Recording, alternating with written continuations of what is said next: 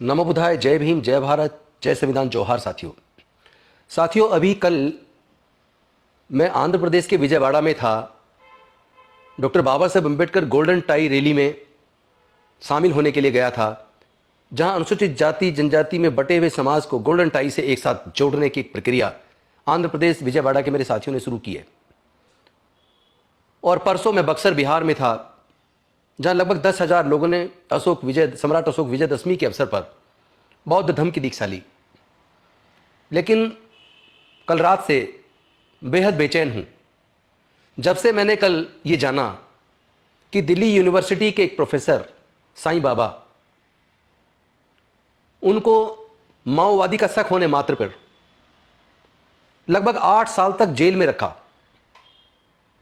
बीमारी का इलाज भी नहीं होने दिया, अपनी बुजुर्ग माताजी से मिलने के लिए पैरोल भी नहीं दी, और यहां तक कि माताजी की डेथ के बाद डेथ में शामिल होने के लिए, फ्यूनरल सेरेमनी में शामिल होने के लिए उनको पैरोल नहीं दी। प्रशासन ने और सरकार ने उनकी पैरोल को नकार दिया। और लगभग साल भर पहले भी, 1 साल भी नहीं हुआ, साईं बाबा के खिलाफ कोर्ट में कोई जुर्म साबित नहीं हुआ, पूरा का पूरा केस झूठा साबित हो गया और साईं बाबा बाइज्जत बरी हो गए। 1 साल पहले जिस कॉलेज में पढ़ाते थे उनको टर्मिनेट भी कर दिया गया था। इतना उत्पीड़न किसी व्यक्ति के साथ केवल शक मात्र हो जाने पर। My mother passed away while being in prison on 1st August 2020. Being a disabled child since childhood, my mother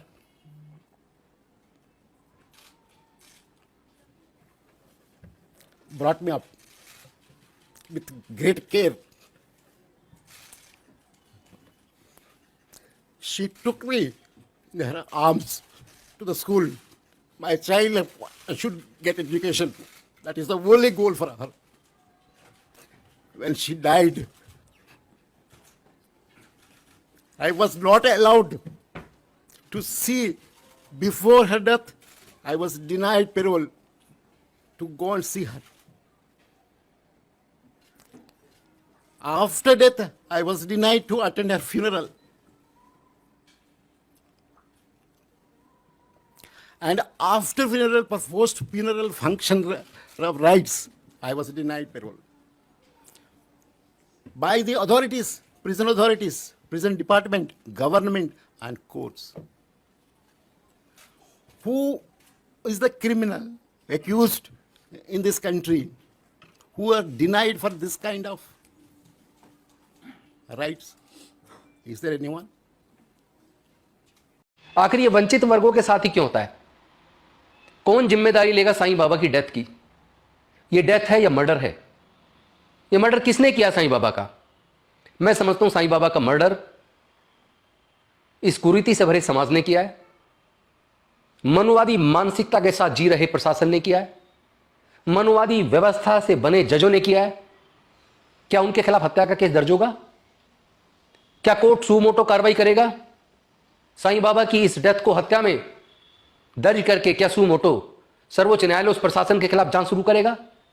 एक तरफ यही प्रशासन ऐसे नकली फर्जी बाबाओं को, जिनके खिलाफ हत्या और बलात्कार के केस में सजा हो चुकी है, उनको पिछले 4 साल में 14 बार पैरोल पे छोड़ दिया गया, यहां तक कि पार्टी विशेष के प्रचार के लिए छोड़ दिया गया।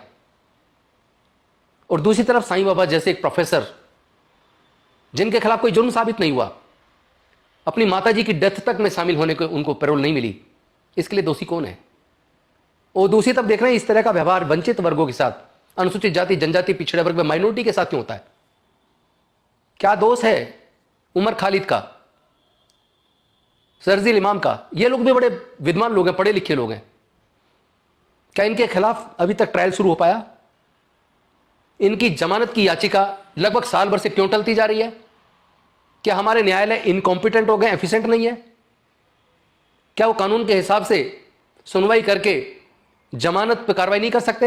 एक तरफ सर्वोच्च न्यायालय कहता है बेल इज ए रूल, जो जेल इज एन एक्सेप्शन, लेकिन जब बात आती है किसी वंचित वर्ग की, माइनॉरिटी की, आदिवासी की, तो वो रवैया न्यायालय का बदल क्यों जाता है?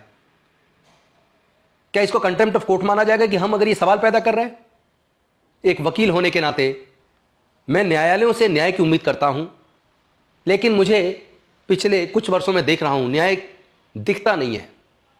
अनेकों निर्णय इस तरह के आते हैं जिसमें न्याय नजर नहीं आता। भावनाओं के आधार पर, मीडिया ट्रायल के आधार पर निर्णय हो जाते हैं। दिल दुखता है। आखिर कब तक वंचित वर्गों के लोगों को शासन की वजह से जेलों में मरने के लिए छोड़ दिया जाएगा? आखिर कब तक इस तरह की दमनकारी, अन्यायकारी नीति चलती रहेगी? पहले कहते थे अंग्रेजों का शासन है, आज तो भारत आज़ाद है। तो ये कैसी आज़ादी है? क्या वास्तव में हमारी सरकारें अंग्रेजों से भी ज़्यादा क्रूर नहीं हो गई है? आपको सोचना होगा, हम सबको सोचना होगा। आइए हम सब लोग मिलकर, एकजुट होकर मानवता के लिए लड़ें। नफरत से देश आगे नहीं बढ़ेगा, प्रेम से बढ़ेगा। और बुद्ध ने दुनिया को शांति और मानवता का संदेश दिया है। आओ हम सब लोग मिलकर बुद्ध के मार्ग पर चलकर भारत को गौरवान्वित करें और सभी वर्गों के साथ न्याय के लिए लड़ने के लिए एक साथ आए। मनुवादियों ने बहुजनों के इतिहास को, उनके नायकों को मिटा देने की तमाम कोशिशें की, लेकिन अम्बेडकरवादियों ने तमाम मुश्किलों को सहकर उसे जिंदा रखा। बहुजन कैलेंडर 2025 के जरिए हमने भी बहुजनों के संघर्ष और इतिहास को सहेजने का काम किया है, क्योंकि कैलेंडर सिर्फ तारीख नहीं बताते, इतिहास भी बताते हैं। तो आज ही ऑर्डर करिए 2025 का बहुजन कैलेंडर। बुकिंग शुरू है। ऑर्डर देने के लिए व्हाट्सएप नंबर 9711666056 पर मैसेज करें या दलित दस्तक@gmail.com पर ईमेल करें।